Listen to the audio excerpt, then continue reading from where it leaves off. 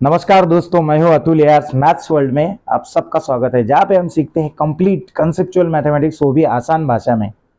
तो आज क्या सीखने वाले ये देखते हैं। सबसे पहले तो आज हम एक कैलकुलेशन ट्रिक थोड़ा सा देखेंगे। तो उसमें क्या रहता है कि मान लो कुछ इस तरह का इक्वेशन दिया है और हमको बोला है एक्स का वैल्यू निकालो। तो हम जनरली क्या करते हैं, रेगुलर मेथड से सोचते हैं।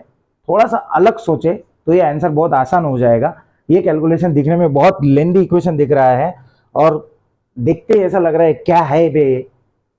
तो ऐसा नहीं लगे इसलिए ये वीडियो आगे तक देखते रहो आप। तो देखो, हमको कैलकुलेशन ट्रिक कि मतलब अगर ऐसा सोचा तो अच्छा, ये ऐसा भी हो सकता है, लेकिन ये इसी केस में हो सकता है। क्यों हो सकता है वो भी मैं बताता हूँ।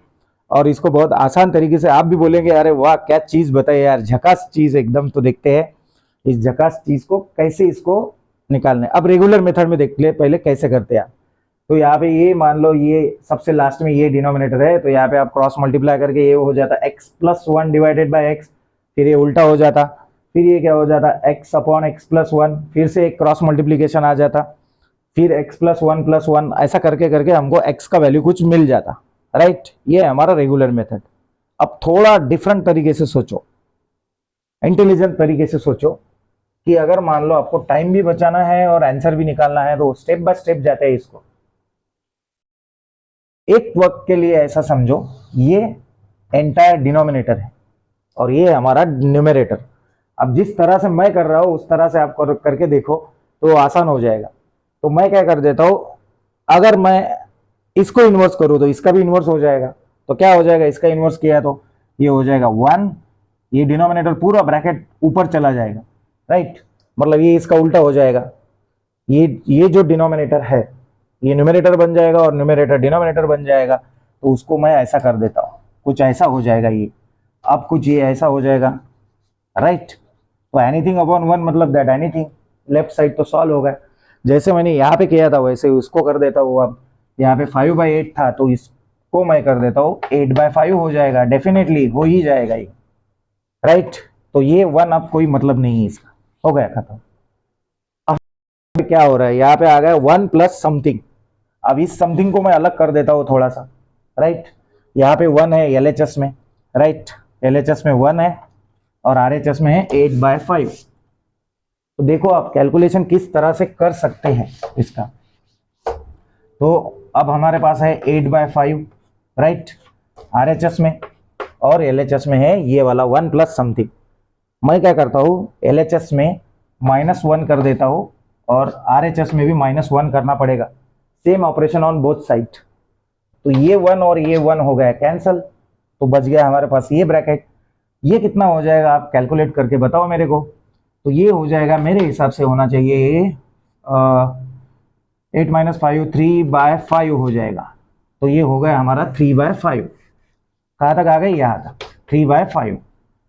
अब ये भी खत्म हो गया, ये भी खत्म हो गया। अब फिर से हमारे पास ऐसा आ गया समथिंग न्यूमरेटर अपॉन डिनोमिनेटर। तो ये यहाँ पे आ गया न्यूमरेटर अपॉन डिनोमिनेटर।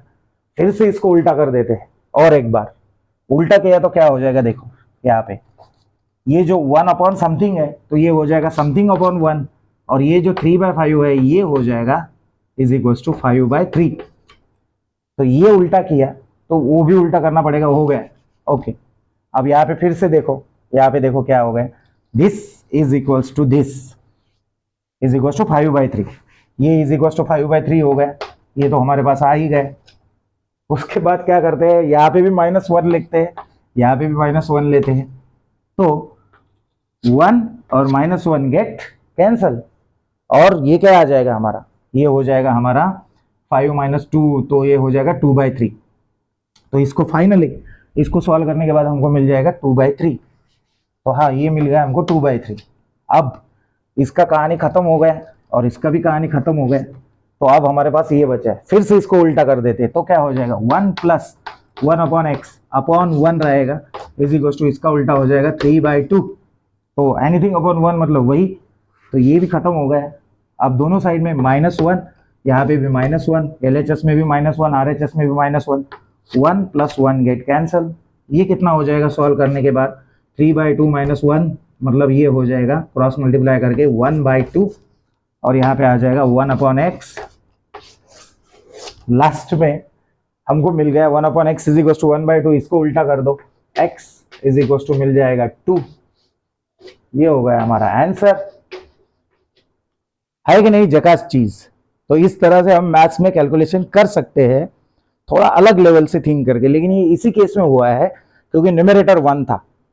आप चाहे तो ऐसे एग्जांपल देखो जिसमें न्यूमरेटर 1 है और इस तरह से अगर आए जो आपको कंफ्यूजिंग लगे तो उसको ये भी एक तरीका हो सकता है सॉल्व करने का। तो इस तरह से अमेजिंग फैक्ट्स में आपके लिए अमेजिंग फैक्ट्स और कैलकुलेशन ट्रिक्स लेके आऊंगा। तो उम्मीद है आपको ये समझ में आया होगा। फिर से देखो आप पॉज करके और फिर से इसको इमेजिन करो कि ऐसे ऐसे भी हो सकता है। तो आपको, मुझे उम्मीद है समझ में आया होगा। समझ में आया होगा तो लाइक कीजिए, शेयर कीजिए, सब्सक्राइब कीजिए, आप यूज कीजिए लाइफ में। और इसके बाद भी मैं कैलकुलेशन ट्रिक्स लेके आने वाला हूँ। Thanks for watching. Like, share and subscribe. Thank you.